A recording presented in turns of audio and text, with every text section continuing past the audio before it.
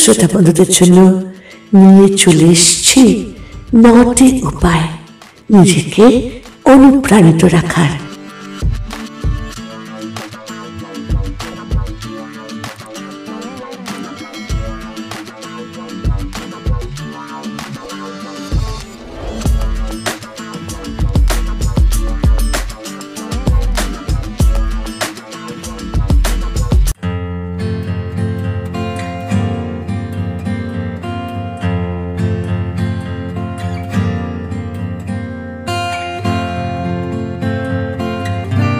শুভ সন্ধ্যা আমার মিষ্টি শ্রোতা বন্ধুরা।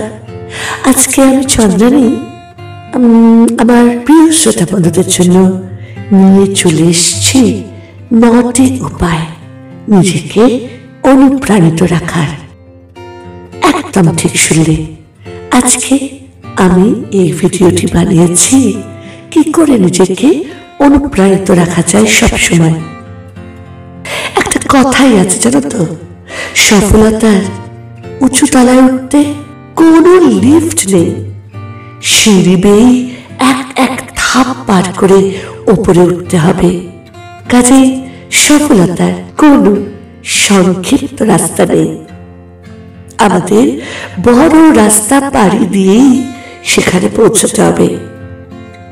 তাহলে সফলতার সেই জায়গায় পৌঁছতে হলে অনেক কঠিন রাস্তা পেরোতে হবে এবং সেই কঠিন রাস্তা পেরোবার জন্য নিজেকে সব সময় অনুপ্রাণিত রাখতে হবে।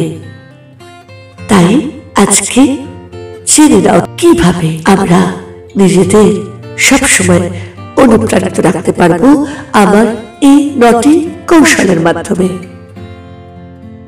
প্রথম যে কৌশল সেটি হলো নিজেকে কেন, এই প্রশ্নটা করুন।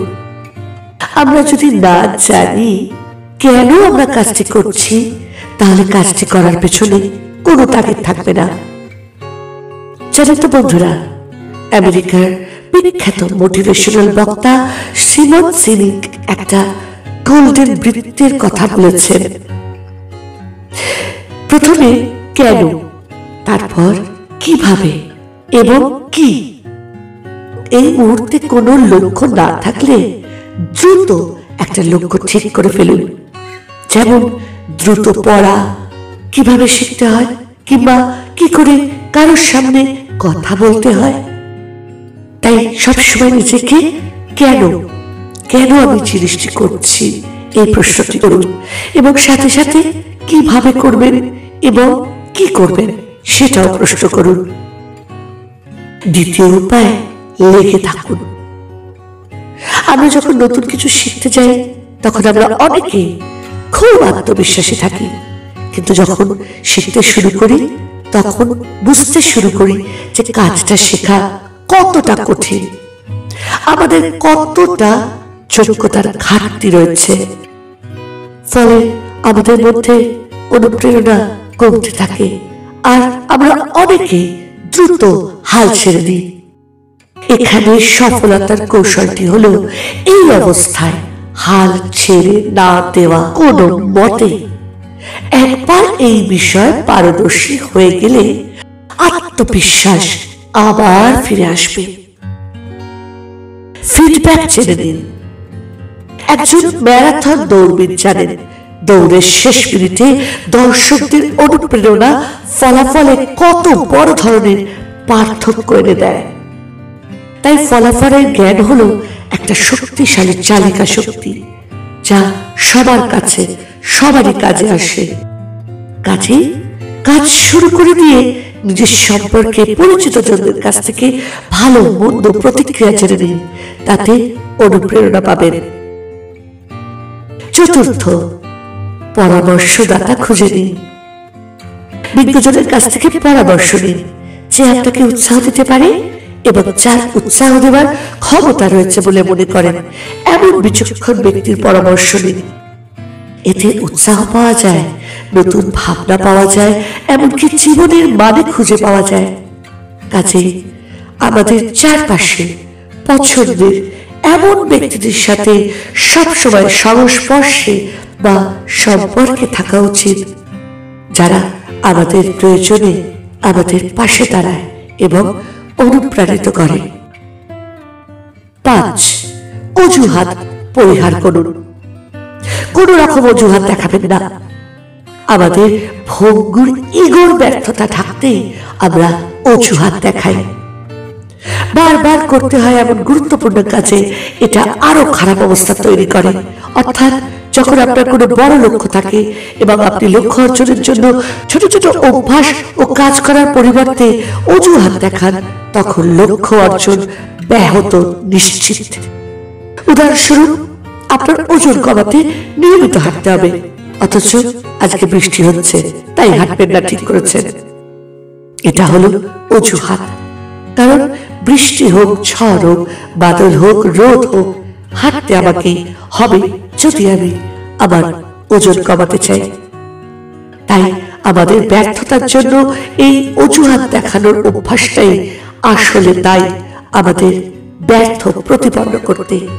কাজে ক্ষতিকর এই অভ্যাস আজ ত্যাগ করুন।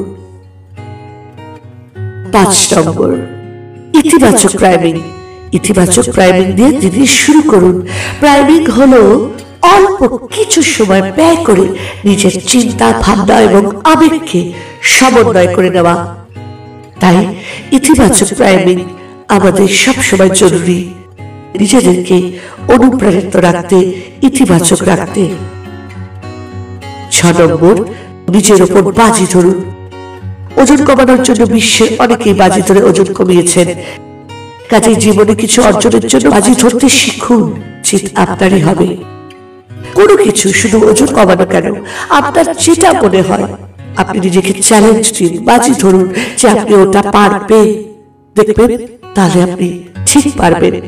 কাজে নিজে বাজি ধরাটা শিখতে হবে, মানে চ্যালেঞ্জ দেওয়াটা নিজেকে। 7 নম্বর, নিজের অগ্রগতি পর্যালোচনা করা।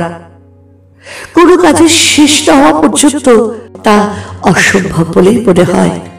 তাই নিজের অতীত হতে বর্তমান পর্যন্ত কার্যকলাপ পর্যালোচনা করলে বোঝা যায় নিজের বর্তমান অবস্থা কেমন। এটা অগ্রগতির নির্দেশ করে। ভালো গানের শিক্ষকরা ছাত্রদের প্রথম দিনের রেকর্ড রাখেন। 1 বছর পরে যখন ওই রেকর্ড ছাত্রদের দেখান, তখন বেশিরভাগ ছাত্র তাদের অগ্রগতি দেখে অবাক হয়ে যায়। তাছাড়া অতীত সফলতা বর্তমান কাজের সফলতাকেও ত্বরান্বিত করে। কাজেই নিজের কাজের অগ্রগতি দেখে নিয়ে আমরা নিজেরাই নিজেকে অনুপ্রেরণা দিতে পারি। তাই নিজের অগ্রগতি পর্যালোচনা করুন। 8 নম্বর, অল্প দিয়ে শুরু করুন। ছোট সহজ একটি কাজ দিয়ে শুরু করুন। কাজটি সফল হলে আমরা অনুপ্রাণিত হই এবং নতুন আরেকটা কাজ শুরু করি। এটাকে নিজের মনোশক্তি বাড়ানোর চক্র বা স্বয়ংক্রিয় মনোবল বৃদ্ধির চক্র বলা হয়। আমরা যদি শুরুতে খুব কঠিন কাজ দিয়ে শুরু করি, তাহলে মনোবল ভেঙে যায়, যা হতাশার জন্ম দেয় এবং কাজটি শুরু করার আগেই থেমে যায়। যেমন গান গাইতে শিখতে চাইলে 2-4 দিন রাত পরিশ্রম না করে প্রতিদিন 5 মিনিট করে চেষ্টা করুন। একটু একটু করে গান গাওয়া শিখে যাবেন। নয়তো 2-4 দিন কঠোর পরিশ্রমে হতাশ হয়ে গান শেখার ইতি টানবেন। তাই একটু একটু করে করুন। এবং সর্বশেষ 9 নম্বর যে উপায় বা টিপস, সেটি হলো ইতিবাচকদের সংস্পর্শে থাকুন। সাধারণত আমরা গড়ে 5 জন মানুষের সাথে বেশিরভাগ সময় কাটাই। তাই অনুপ্রাণিত হতে পরিবর্তনে বিশ্বাসী ইতিবাচক মনের মানুষদের সাথে মিশুন।